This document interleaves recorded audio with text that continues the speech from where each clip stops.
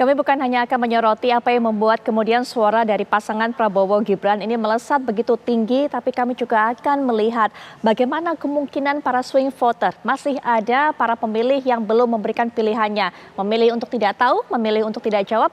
Berapa besar kemungkinan mereka ini akan memilih salah satu dari 3 pasang capres-cawapres, dan kira-kira siapa yang dituju? Lalu adakah migrasi suara di antara 3 pasang capres-cawapres ini?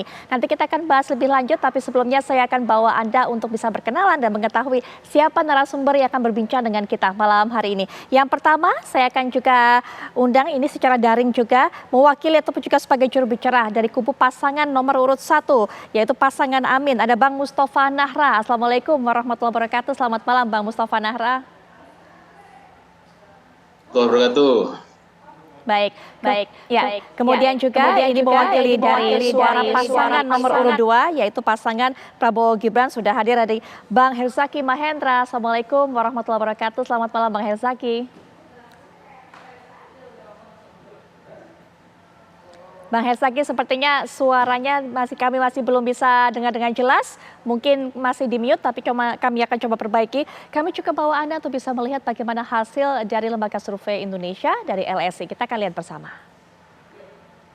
Baik, ini adalah elektabilitas Capres-Cawapres hasil dari LSI. Anda bisa lihat bagaimana pasangan nomor urut 1, pasangan Amin, Anies Baswedan dan Muhaimin Iskandar 22,3%. Ini memang menjadi yang terendah ataupun juga ada di urutan ketiga dari 3 pasang ini. Sementara yang tertinggi yaitu pasangan nomor urut 2, Prabowo Subianto dan juga Gibran Rakabuming Raka, yang dari hasil survei sementara dari LSI ini mencapai 45,6%. Kemudian juga berapa suara yang didapatkan oleh Ganjar Pranowo dan juga Prof. Mahfud MD, 23,8%. Memang masih ada di peringkat 2, tapi mengalami penurunan yang sangat signifikan. Ya, baik. Saya juga akan perkenalkan narasumber yang menemani saya di studio, karena bukan hanya kita akan mendengarkan suara dari perwakilan masing-masing pasangan calon, tapi juga bagaimana pengamat politik melihat hasil survei terbaru dari 2 lembaga survei ini menjelang debat pertama yang akan berlangsung besok. Sudah hadir tentunya Bang Pange Syarwi Caniago. Assalamualaikum warahmatullahi wabarakatuh Bang Ipang. Malam Mbak Putri. Baik. Malam Mbak Putri. Malam Bang Ipang. Langsung saja Bang Mustafa Nahra, bagaimana melihat hal ini? Kita sudah tahu memang ada kenaikan dari kubu pasangan Amin, tapi terus terang kalau dari lembaga survei, 2 lembaga survei tadi terakhir LSI, Bang Nahra, ini pasangan Amin masih ada yang terendah. Bang Nahra, silakan. Ya, jadi kami ucapkan terima kasih kepada para lembaga survei. Kami mengapresiasi perjuangan kalian untuk mempengaruhi pemilih dengan cara seperti ini. Yang pasti lembaga survei itu secara umum sudah kita ketahui rahasia umumnya. Lembaga survei itu tergantung pada siapa yang membiayai, tapi sampai sekarang kan pendana lembaga survei itu kan selalu rahasia ya, nggak pernah terbuka secara transparan ya. Tetapi terkait dengan hasil 3 lembaga survei yang terbaru, kami tentu tidak kaget ya, karena Pak Anies itu sudah biasa menghadapi seperti ini. Bahkan Pak Anies itu sudah berpengalaman menempati posisi yang ketiga. Nah, ini yang lucu nih. Pak Anies itu sudah berpengalaman dalam hal menempati posisi ketiga dalam setiap survei. Jika menjabat gubernur sebelumnya ya, lembaga survei hampir 6 atau 7 lembaga survei di DKI pada tahun 2017 itu selalu menempatkan Pak Anies pada posisi ketiga. Selalu begitu. Jadi memang ini fenomena yang dihadapi Pak Anies ini tidak jauh-jauh seperti itu, termasuk yang sekarang itu semuanya pasti menempatkan Pak Anies di posisi ketiga. Jadi saya katakan bahwa memang belum udah berpengalaman, nggak kaget lagi gitu. Tetapi tunggu ya, hasil daripada survei ini bisa salah, bisa benar, karena ada game yang terjadi kan, namanya survei, boleh salah asal tidak bohong kan. Maka di DKI itu meskipun Pak Anies selalu menempati posisi ketiga, tetapi yang unggul dan menjadi gubernur kan Pak Anies Baswedan. Ini nggak bisa dibantah kalau itu kan. Baik. Nah, lembaga survei ini kan ada 2 macam ya. Ada sebagian itu yang di bawah payung Persepi, ada lagi yang tidak di bawah payung Persepi. Biasanya yang hasilnya sama-sama dan mirip-mirip itu yang ada di bawah Persepi. Jadi memang hal ini menjadi pengalaman saya sejak pemilu-pemilu tahun 2009, 2014, 2019 sampai sekarang rata-rata seperti itu. Yang mirip-mirip itu yang di bawah Persepi. Dan kita nggak perlu kaget, nggak perlu nangis, nggak perlu sedih. Ya memang seperti itulah lembaga survei. Baik. Memang lembaga survei bekerja untuk dalam rangka adalah mempengaruhi, menggiring dan seterusnya. Jadi kalaupun ada yang mengatakan, loh kok Anies kok selalu nomor 3, biarin aja. Karena memang kita sudah hafal, sudah menebak, bahkan Rocky Gerung sudah nebak kok. Anies itu akan ditempatin di 17%. Loh, itu terbukti sekarang kan. Sekitar itu 17, 19, 20, sekitar itu aja. Selalu begitu. Tapi soal pemenangnya nanti ya kita bisa berkaca pada DKI. Baik, Bang Nahra mengatakan bahwa itu hanyalah sebatas hasil dari lembaga survei yang memang kita tahu mungkin akan berbeda. Kalau Bang Nahra sih bilangnya yakin, bukan hanya mungkin, tapi yakin akan berbeda hasilnya pada saat nanti hasil dari pemilu ataupun juga Pilpres 2024. Bang Hersaki melihat kemudian pasangan Prabowo dan Gibran ini melesat ada di puncak, bukan hanya konsisten, tapi pertambahan angkanya juga cukup signifikan. Bang Hersaki, melihatnya seperti apa? Ya, pertama tentu kami ingin menyampaikan bersyukur ya, alhamdulillah. Berarti melalui berbagai hasil lembaga survei ini menunjukkan kerja-kerja elektoral yang dilakukan oleh Pak Prabowo, Mas Gibran maupun semua tim, baik TKN, TKD, para relawan, simpatisan dimanapun berada ini berada di jalur yang tepat, mendapat respon yang sangat positif dari publik. Nah, tentu kami juga sangat menghormati dan mengapresiasi bagaimanapun lembaga survei ini kan memiliki metodologi tersendiri yang terbukti secara ilmiah. Ya, sehingga bagi kami apapun hasilnya dari berbagai pihak, pada saat kami rendah, saat kami tidak baik, ya kami juga mengapresiasi itu gitu. Nah, bagaimanapun ada prinsip yang kami selalu diajarkan juga. Hasil survei itu bagaimanapun ada potret hari ini. Ya, setinggi-tingginya hasil survei kami, tentu ini menjadi suatu bentuk apresiasi atau penghargaan dari masyarakat kepada kami. Ya, ada harapan yang besar agar Pak Prabowo dan Mas Gibran bisa menang dan membawa program-program yang kami canangkan, yang kami sampaikan kepada publik seperti makan siang gratis, minum susu gratis, pemberian nutrisi untuk ibu hamil, pekerjaan ya yang mudah, lapangan pekerjaan yang mudah buat anak-anak muda misalnya, lalu penyediaan rumah murah gitu ya dan terjangkau. Dan berbagai program-program signifikan lainnya ini mendapat respon yang sangat positif.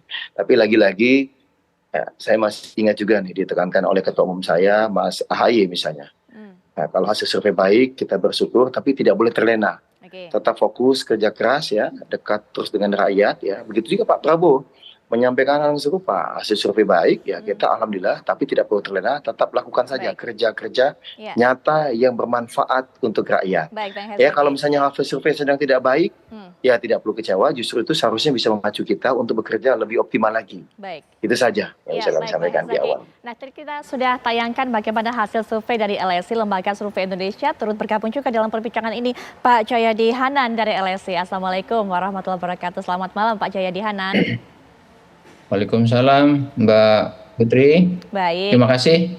Ya Pak Jayadi, tadi kami sudah tayangkan secara singkat bagaimana hasil dari elektabilitas, hasil survei dari LSI untuk 3 pasangan Capres-Cawapres. Yang pertama mungkin Pak Jayadi, apa yang membuat kemudian pilihan ataupun juga pemilih Pak Prabowo ini semakin tinggi, angkanya cukup signifikan? Apakah tergoda dengan visi mereka, visi misi yang ditawarkan oleh paslon nomor 2 ini, atau melihat ada unsur, ada faktor Pak Jokowinya di sana, Jokowi effect artinya, Pak Jayadi?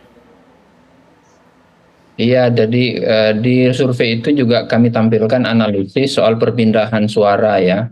Kalau sebelum Oktober atau sebelum September itu kebanyakan pemilih Pak Jokowi itu masih di Pak Ganjar. Udah masih di Pak Ganjar ya.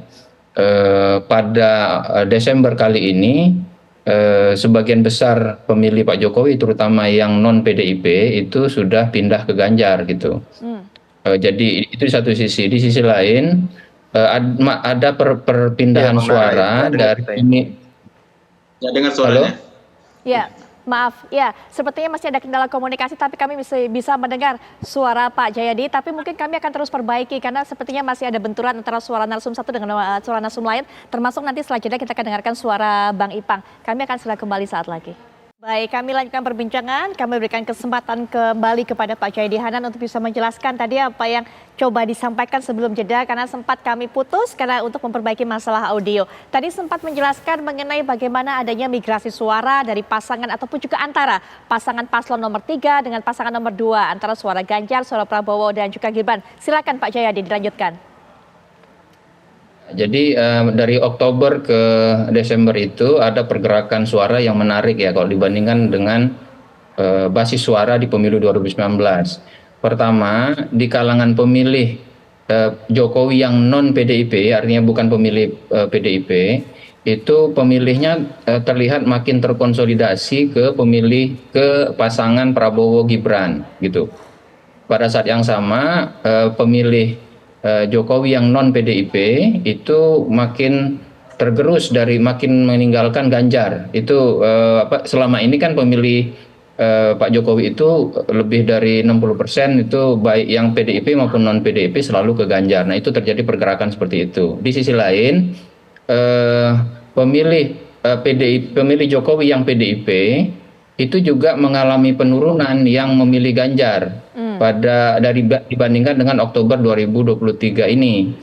Nah, yang memperoleh keuntungan dari situ suara Ganjar yang pemilih PDIP itu perpindahannya ke Prabowo.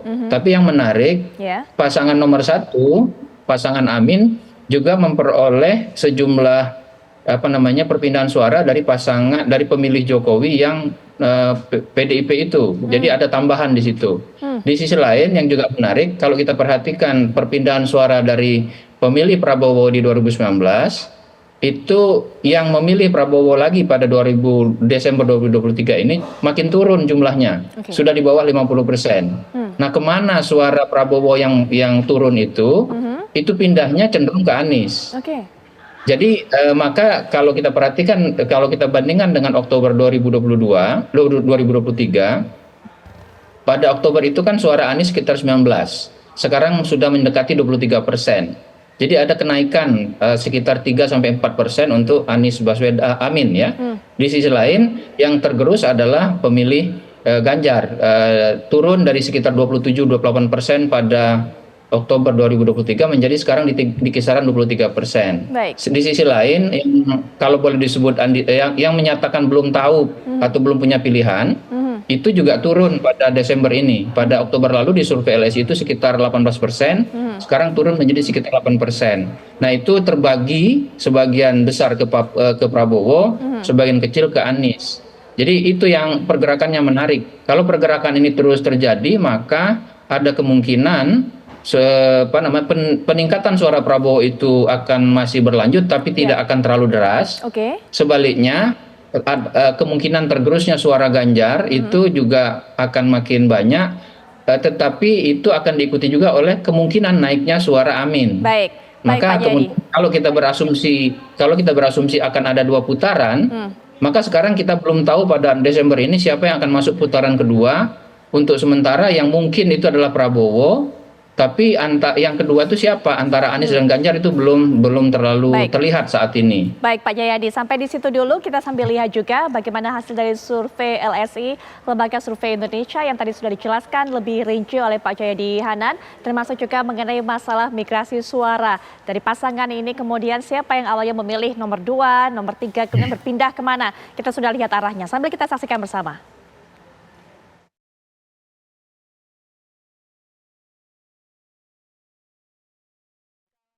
Ini akan kami sajikan, inilah dia berdasarkan kepuasan pemerintahan Joko Widodo. Nah, ini nanti mungkin kita bahas selanjutnya bagaimana kemudian efek dari puas atau tidak puas melihat pemerintahan Joko Widodo akan berpengaruh terhadap suara mereka, akan memilih siapa. Apakah akan memberikan suaranya kepada pasangan Ganjar karena ini merupakan pasangan yang didukung juga dihasilkan oleh Partai PDIP, partai dari Pak Joko Widodo, atau memberikan suaranya untuk pasangan Prabowo Gibran, di mana pada paslon nomor 2 ini ada Mas Gibran yang merupakan anak dari Presiden Jokowi. Kita juga lihat bagaimana sejauh ini, inilah dia hasil survei sementara dari LSI, balapan suara untuk bisa mendapatkan hati rakyat. Bang Ipang, seperti itu. Bang Ipang, kalau melihat tadi ada hal-hal menarik dari perpindahan suara pasangan Amin, kalau itu memang terus terjadi, kata Pak Jayadi Hanan, pasangan Amin ini kemudian akan mendapatkan penambahan suara. Pak Prabowo memang iya, tapi rasanya tidak akan terlalu banyak lagi. Tapi kemudian justru Pak Ganjar yang akan semakin tergerus. Bang Ipang melihatnya? Iya Mbak Putri, ini yang sebetulnya dikhawatirkan oleh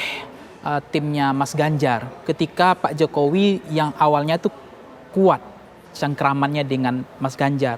Nah, level confidence-nya juga ada di situ. Nah, ketika memang tidak ada Pak Jokowi, Jokowi efek juga nggak ada dengan Ganjar, kan hasil survei 2 tahun belakangan, bahkan setahun belakangan kan kelihatan tuh Mbak bahwa Ganjar itu selalu leading ya dibanding Pak Prabowo, dibanding Pak Anies ya.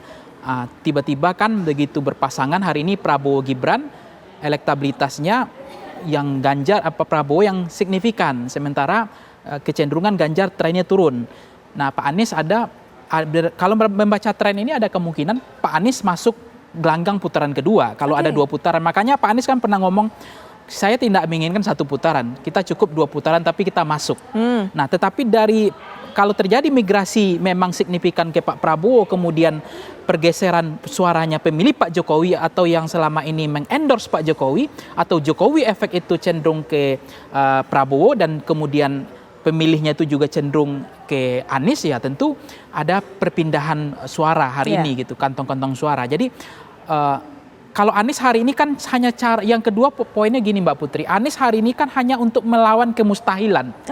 Melawan kemustahilan yang dianggap tidak akan pernah menjadi calon presiden, ya kan? Hari ini terbukti tidak akan bisa masuk putaran kedua. Nah, ternyata hari survei dari tren survei, kalau kita sebenarnya itu lebih tertarik tren survei, Mbak. Kalau per hari ini tuh belum bisa dipastikan siapa pemenangnya, karena per hari ini kan undecided masih besar, swing voter masih besar, pemilih mengayun masih besar, pemilih yang masih menunggu debat kandidat masih banyak, pemilih yang menunggu masa kampanye masih banyak, bahkan pemilih yang menunggu barang dan uang juga masih ada. Nah, artinya kalau bicara tentang pemilu, peta elektoral, saya lebih cenderung memang membaca tren. Nah, kalau kita melihat trennya hari ini, yang positif adalah Pak Prabowo dan termasuk Pak Anies. Nah, yang negatif trennya adalah Mas Ganjar. Karena yang dibilang hasil survei oleh Mas Jayadi Hanan itu kan bahwa pemilihnya yang selama ini pemilih Mas Ganjar itu yang dulu milih PDIP, milih Pak Jokowi, dan yang puas dengan Pak Jokowi rata-rata signifikan solid ke Mas Ganjar. Nah, sekarang ternyata pemilih Pak Jokowi sudah solid ke strike ticket voting ke Pak Prabowo. Artinya meninggalkan Mas Ganjar. Nah, artinya pemilih Mas Ganjar hari ini adalah betul-betul partai ID-nya yang identifikasi membership partisanship partai ideologi, yang artinya kader-kader partai, yang artinya mereka memilih PDIP, memilih Ganjar, bukan lagi memilih Pak Jokowinya. Nah, yang memilih Pak Jokowi, tapi yang menarik dari data itu kalau saya mencermati, hebat banget memang Prabowo Gibran gitu. Betul, mungkin sampai di situ dulu Bang Ipang. Kita akan nanti jelaskan lebih lanjut, tapi saya akan berikan kesempatan juga kepada Bang Nahra. Bang Nahra, bagaimana melihatnya kalau Bang Ipang ini kemudian menyuarakan narasinya adalah Pak Anies melawan kemustahilan, tapi besok debat, bagaimana memanfaatkan masa-masa tersisa ini, masa kampanye masih ada, debat-debat juga masih ada, untuk bisa mendapatkan meraup suara sebanyak-banyaknya. Bang Nahra. Ya, Anies itu sudah biasa ya, sampai ada pemilihan lembaga survei itu ngadain games ya. Kalau nanti Anies lolos nyapres, mau beri Alphard, ternyata lolos juga, Alphard nggak pernah cair kan. Sekarang banyak yang seperti itu dalam rangka untuk mendegradasi para pemilih Anies yang ada di bawah, seolah-olah itu Anies diragukan. Tapi Mas Anies sukses terus. Jadi apa yang diragukan oleh pemilih, calon pemilih yang kemudian dipengaruhi oleh lembaga survei itu banyak yang terkecoh, dan kemudian Pak Anies berhasil menjawabnya. Apalagi nanti kalau sudah melewati 5 kali debat, saya yakin sekali ini akan berubah total. Ya, total. Besok mulai ada debat, saya yakin salah satu paslon akan, ya mohon maaf ya, mungkin kaget gitu. Meskipun ada salah satu survei di Kompas hari ini, cawapresnya tinggi sekali. Saya juga kaget loh, kok bisa tinggi ya. Padahal di media sosial itu banyak dibully, hebat bener saya bilang gitu kan. Nah, tetapi kalau lagi-lagi kalau kita lihat di media sosial, yang nomor 1 Anies.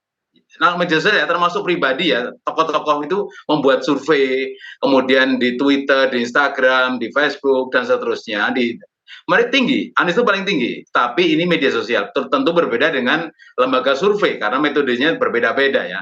Tetapi saya yakin sekali karena dalam perjalanan kampanye selama ini, Pak Anies sudah berkali-kali melakukan ketemu dengan masyarakat dan membuka diri. Tidak ada satupun yang diatur pertanyaan maupun agendanya. Semua terbuka dan itu pertanyaan nggak pernah diatur, dan Anies berhasil menjawab semua pertanyaan masyarakat. Sekalipun itu yang bertanya adalah para Gen Z dan milenial. Dan luar biasa. Maka kemarin ada yang ada keceplosan dari salah satu penanya yang menghina Nabi. Itu Anies menyesal sekali. Siapa itu? Oh, bisa menghina Nabi di acara desa Anies? Ya memang itu terbuka, karena semua bisa ikut, semua bisa bertanya, bisa berdebat dan seterusnya. Maka namanya desa Anies, karena mendesak Anies supaya menjawab semua pertanyaan. Dan Anies sukses menjawab semuanya. Ini sebuah prestasi yang luar biasa, yang mana mungkin tidak dimiliki oleh paslon lain. Seperti itu, Mbak Viola. Dapatkan bagaimana keyakinan optimisme dari paslon nomor 1 yang disuarakan oleh Bang Nahra, tapi sayangnya juga Bang Nahra sepertinya waktunya juga terbatas untuk bergabung dengan kami. Jadi terima kasih sudah bergabung hingga segmen ini Bang Nahra. Nanti juga di segmen berikutnya akan ada Bang Guntur Romli mewakili paslon nomor 3 yang akan juga memberikan pandangannya kenapa kemudian suara yang didapatkan oleh Pak Ganjar dan juga Prof Mahfud MD ini semakin lama semakin tergerus. Sesaat lagi. Baik, kami akan kembali lanjutkan perbincangan dan seperti yang sudah saya sampaikan sebelum jeda di segmen ini sudah bergabung narasumber berikutnya mewakili suara dari pasangan Capres-Cawapres nomor urut 3 yaitu Pak Ganjar dan juga Prof Mahfud MD. Sudah hadir Bang Guntur Romli. Selamat malam. Assalamualaikum warahmatullahi wabarakatuh Bang Guntur Romli. Waalaikumsalam, selamat malam. Baik, sebelum tadi Bang Guntur Romli bergabung kita sudah bahas bagaimana hasil dari survei LSI. Pak Jayadi Hanan sudah menjelaskan bagaimana adanya migrasi perpindahan dari yang tadinya mendukung Pak Ganjar kemudian berpindah mendukung Pak Prabowo sehingga suara dari pasangan Pak Ganjar Prof Mahfud ini semakin tergerus. Bang Guntur Romli, silakan pandangannya. Ya, terima kasih. Kami ingin mengucapkan selamat bagi pihak yang sudah unggul di survei.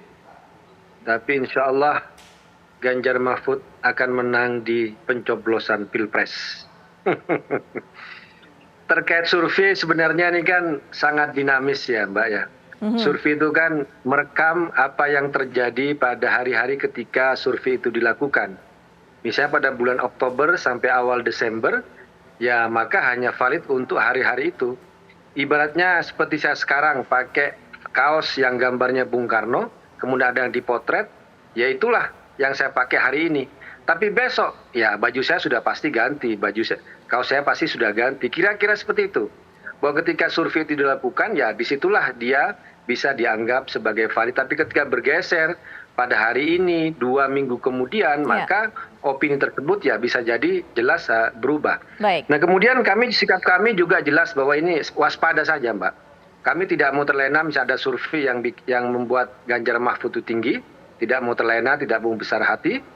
Tapi juga kalau ada survei yang rendah, ya kami juga tidak mau berkecil hati, tidak mau katakanlah kemudian merasa rendah hati dan sebagainya, tidak. Tapi mungkin jadikan sebagai penyemangat. Tapi intinya kami juga melihat, ya ini kok juga survei ini juga kok berbeda-beda ya kan. Lembaga-lembaga survei yang kami anggap sebagai kredibel lah ya. Misalnya antara surveinya Kompas dengan yang barusan diumumkan, kemudian indikator. Kalau LSI kan metodenya saya lihat berbeda. Kalau LSI itu kan dia menggunakan telepon ya. Kalau tatap muka ini kan indikator dengan Kompas. Yang waktunya itu kira-kira hampir sama, hanya beda 1-2 hari. Tapi kok hasilnya sangat berbeda. Misalnya Pak Prabowo di Kompas itu 39, di indikator 45. Kemudian di Anies Muhaimin di Kompas 16,7. Di indikator itu 22,8. Ganjar Mahfud di Kompas 15,3. Tapi kemudian di indikator itu 25,6. Kemudian juga hasil dari partainya juga. Di Kompas itu 19,7 PDIP, Gerindra 18,2. Kalau indikator PDIP 23,5, kemudian Gerindra itu 16,9. Baik. Ini 2 lembaga survei yang dianggap kredibel, kemudian melakukan survei yang hampir sama waktunya, hanya beda sehari 2 hari. Kok perbedaannya itu jauh sekali? Nah ini yang membuat kami juga bertanya-tanya. Kemudian kami kembali juga Mbak, lihat ke belakang juga, misalnya apakah tidak boleh misalnya mempertanyakan hasil survei? Menurut kami juga boleh. Lembaga survei itu juga ada juga yang melesetnya. Pengalaman misalnya, surveinya Kompas pada Pilkada DKI 2017, 1 minggu sebelum pencoblosan, tanggal 15 Februari 2017, Kompas mengumumkan surveinya itu tanggal 9 Februari. Waktu itu Kompas mengatakan bahwa, Litbang Kompas maksud saya, Agus Silvi dapat 28,2%, Ahok 36%, kemudian Anies 28%. Tapi ternyata hasilnya 1 minggu kemudian, ya Agus Silvi hanya 17,7%, Ahok Jarot waktu itu 42,9%, Anies Sandi dapat 39,9%. Ini jarak hanya waktu 1 minggu ketika survei itu diumumkan. Nah, bagi kami sekarang kerja kami adalah bagaimana tetap door to door. Kalau memang ada masalah, misalnya ada katakanlah peralihan pemilih, kami akan bertanya kenapa kok beralih? Ada apa? Apakah ada yang mengkhawatirkan misalnya? Karena kami ingin memastikan bahwa Ganjar Mahfud ini pasti akan melanjutkan program-program dari Pak Jokowi ya. Semua program yang baik kami akan lanjutkan, kami akan laksanakan. Ya. Bahkan kami punya yang namanya kartu KTP Sakti. Baik, KTP Sakti ini akan menggantikan semua apa BPJS, Kartu Indonesia Sehat, apakah BLT dan sebagainya hanya dengan menggunakan satu KTP saja. Baik, itu Mbak. Baik, Jadi kami ingin memastikan mau kerja terus ke door to door ke masyarakat. Baik. Begitu Mbak. Pak Jayadi, apakah kemudian dari pelaksanaan survei ditanyakan juga apa alasan kemudian adanya perpindahan atau mereka berubah pilihan dari nomor 3 menjadi nomor 2 dan sebagainya, Pak Jayadi? Bagaimana kemudian dengan yang sudah disampaikan oleh Bang Guntur tadi, bahwa paslon nomor 3 ini sudah visi misinya melanjutkan apa yang sudah dikerjakan oleh Pak Jokowi. Tapi kemudian kenapa hal ini juga masih tidak ataupun juga membuat para pemilik suara ini masih tetap beralih pilihannya, Pak Jayadi?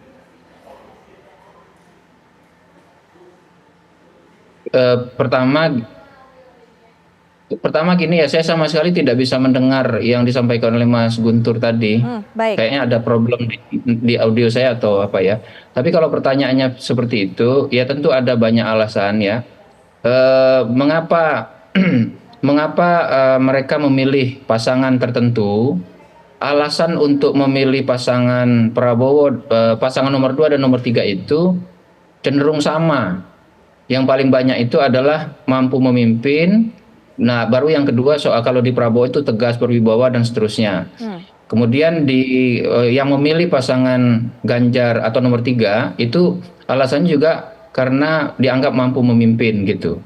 Nah, cuma masalahnya adalah para pemilih partai, dalam hal ini partainya Bang Herzaki, kemudian Golkar dan sebagainya itu, pilihan partai itu cenderung sama dengan dukungan terhadap calon presiden. Jadi ada istilah itu straight ticket voting ya, milih partai sekaligus juga sesuai dengan dukungan partai. Karena yang mendukung partai, yang mendukung pasangan nomor 2 itu jauh lebih banyak partainya, akibat adanya straight ticket voting itu, maka tentu saja pasangan Prabowo Gibran diuntungkan gitu. Jadi itu beberapa alasannya ya. Kalau visi misi itu, saya kira visi misi itu pertama saya ragu apakah sudah dikenal dengan luas oleh publik ya. Nanti di survei ini juga kita menanyakan apakah masyarakat tahu akan ada debat. Ya. Yang tahu akan ada debat itu di bawah 40%, cuma 38%. Dan kebanyakan itu adalah para pendukung dan orang-orang yang berpendidikan tinggi menengah perkotaan gitu. Baik. Nah, nanti kita lihat. Jadi yang paham betul visi misi itu tidak banyak. Jadi alasan kalau orang memilih mengandalkan visi misi itu saya kira hanya sebagian saja. Tapi yang paling pokok itu bahwa pemilih Pak Jokowi karena endorsement Pak Jokowi dengan masuknya Gibran ke pasangan nomor 2 itu mengakibatkan perubahan konsolidasi pendukung Jokowi ke pasangan nomor 2 dalam ini Prabowo Gibran gitu. Baik, Bang Herzaki. Sedangkan untuk Amin pilihannya jelas, pilihannya itu karena perubahan gitu. Nah, makanya kalau kita perhatikan di situ, yang tidak puas dengan Pak Jokowi di survei ini terlihat sekali sebagian besar ke Amin. Yang puas dengan Pak Jokowi biasanya kan ke Ganjar. Tapi sekarang sudah berpindah. Mayoritas yang puas dengan Presiden Jokowi itu saat ini memilih pasangan nomor 2 gitu. Baik. Tidak lagi memilih pasangan Ganjar Mahfud. Baik. Bang Herzaki, kalau tadi apa yang dikatakan oleh Pak Jayadi dari hasil suara yang disampaikan oleh mereka yang disurvei oleh LSI, visi misi ini masyarakat malah belum tahu, belum terlalu sampai kepada masyarakat. Mereka betul-betul memilih mendukung nomor 2 karena ada faktor endorsement Pak Jokowi. Bagaimana kemudian hal ini bisa menjaga keunggulan dari Pak Prabowo? Nanti kita akan jawab atau dengarkan pandangan dari Bang Herzaki, termasuk juga Bang Ipang, bagaimana suara yang tadi dikatakan oleh Bang Ipang, swing voter dan sebagainya yang masih belum memilih begitu, apa yang akan membuat mereka atau yang mempengaruhi mereka sehingga menentukan pilihannya pada saat Pilpres 2024. Nanti kita akan bersama saat lagi. Melanjutkan perbincangan, Bang Herzaki, merasa aman nggak sih Bang? Memang betul saat ini posisinya di puncak, tapi rupanya kalau bicara visi misi belum terlalu kedengaran oleh masyarakat, belum menjangkau semua lapisan masyarakat. Dan tadi itu faktor endorsement Pak Jokowi, faktor Mas Gibran yang ada di sana yang membuat kemudian pasangan nomor 2 ini tetap ada di puncak, Bang Herzaki. Ya, terima kasih. Kalau bicara merasa aman atau tidak, rasa aman itu hanya akan didapat tanggal 14 Februari 2024, Pak. Siapapun paslon yang saat ini tinggi, siapapun paslon yang saat ini sangat rendah surveinya, itu tanggal 14 Februari 2024 lah baru kita bisa merasa aman gitu.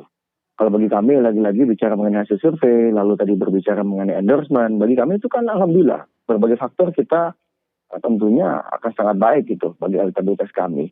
Tapi jika tadi jelas Pak Yahya juga menegaskan ya, kalau hasil yang baik ini salah satunya kerja mesin politik kami, semua parpol pendukung Pak Prabowo, Mas Gibran menunjukkan soliditasnya gitu, menunjukkan efisiensi dan efektivitasnya. Nah, bagaimana para pendukung kami selama ini hampir total kemudian mendukung Pak Prabowo dan Mas Gibran. Bagaimanapun ini modal dasar yang sangat kuat. Kalau kita bicara mengenai visi misi, ya wajar saja dalam rentang perjalanan waktu. Tentu tahapan selanjutnya visi misi inilah kami mesti perkuat. Namun bagaimanapun berbicara mengenai program makan siang gratis, minum susu gratis, pemberian nutrisi buat ibu hamil dan balita misalnya, ini juga menjadi banyak perhatian publik, dan publik juga tahu bahwa kami akan melanjutkan semua program-program kesejahteraan rakyat, ya baik di era Pak Jokowi, baik di era Pak SBY. Kita bicara mengenai berbagai program gitu, yang misalnya PKH, KIP, PIP ya.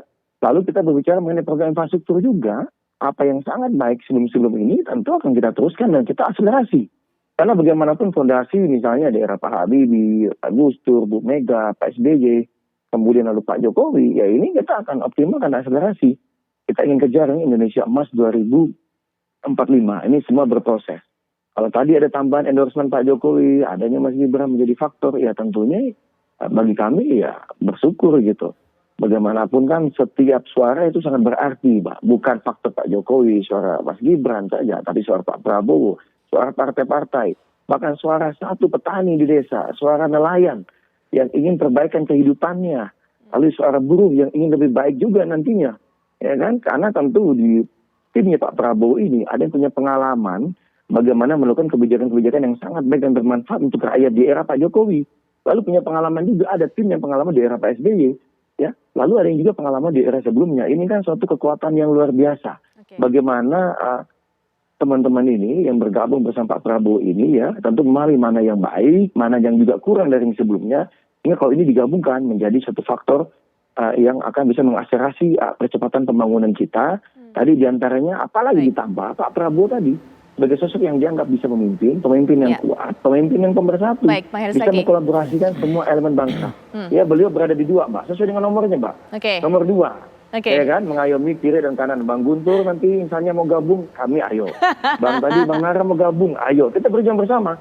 Tapi kalau misalnya katakanlah nanti kami menang, Bang Guntur memilih di luar, nggak apa-apa, itulah demokrasi. Kalau memberi ruang kepada siapapun, dan pilihan itu bebas, Pak, kepada siapapun. Yang penting semuanya untuk kepentingan rakyat, bangsa, dan negara. Oke, kami dapatkan poinnya. Bang Ipang melihat hal seperti ini dengan hanya bermodalkan seperti efek dari Pak Jokowi, kemudian visi misi belum disampaikan, seberapa kuat bisa bertahan? Iya, makanya dalam judul kita hari ini kan Prabowo melesat. Nah, setahun survei belakangan itu kan saya katakan tadi Ganjar itu leading.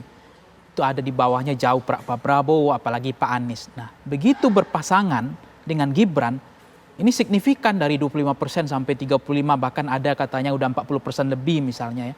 Makanya yang menjadi pertanyaan kita sebetulnya secara empirik objektif, apakah betul itu karena Jokowi efek itu, atau karena memang endorse-nya Pak Jokowi yang kuat itu, atau bagaimana suara yang datang dan pergi?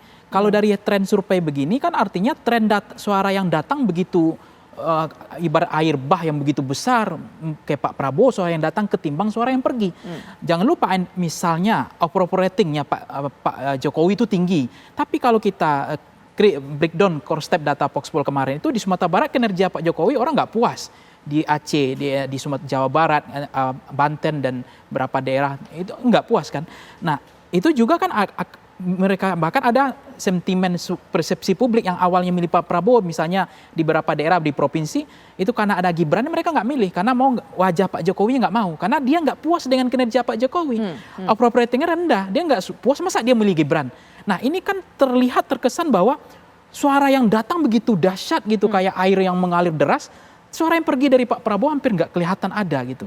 Padahal kan begitu berpasangan kemarin itu ada konsekuensi, ada datang dan pergi. Itu yang kedua. Jadi saya pikir ini tentu juga PDIP akan tergerus misalnya ya, Ganjar tergerus hari ini. Dan begitu besarnya pengaruh tadi Pak Jokowi efek ini. Nah itu juga yang dikhawatirkan oleh Mas Ganjar kemarin. Mereka bisa kalah kalau Gibran menjadi wakilnya Pak Prabowo kan gitu. Karena mereka nggak percaya diri. Karena penyebab kekalahan Ganjar dianggap masuknya Gibran sebagai pasangan. Karena kaki Pak Jokowi nanti akan tegak lurus, kaki Pak Jokowi hentakannya kuat di Prabowo. Nah yang ini data Voxpol yang menarik. Preferensi orang memilih pilihan orang, alasan orang memilih besok itu karena misalnya memilih karena rekam jejak dan pengalaman itu 32%. Memilih karena alasan visi misi dan program itu hanya 14%. Memilih karena kompetensi kapasitas itu hanya angka 11%. Nah, artinya yang kita tunggu hari ini misalnya yang begitu besarnya harapan apakah debat ini akan merubah keadaan, kampanye akan merubah peta politik, fluktuasi dan dinamika politik. Karena apa? Karena orang kan cenderung hari ini belum melihat terlalu banyak gimmick ya, isunya kering, tapi lebih banyak kepada soal-soal yang tadi itu yang terlalu gimmicknya terlalu banyak. Persoalan yang dihadapi masyarakat hari ini itu belum dikeluarkan oleh Pak Prabowo, tapi dahsyat sekali efek elektabilitasnya gitu. Hampir menurut saya kalau 2 bulan lagi begini trennya bisa 50+1, artinya 1 putaran. Nah ini belum terlalu banyak Pak Prabowo bicara tentang program bagaimana mengatasi masalah-masalah yang dihadapi masyarakat, masalah pengangguran, masalah sembako yang mahal, pendidikan yang mahal, kesehatan yang mahal misalnya dan seterusnya. Jadi terakhir ini kalau saya melihat Mbak yang akan merubah peta besok, peta politik besok ini akan merubah 3 hal. Pertama adalah menurut saya adalah personalisasi dari kandidatnya.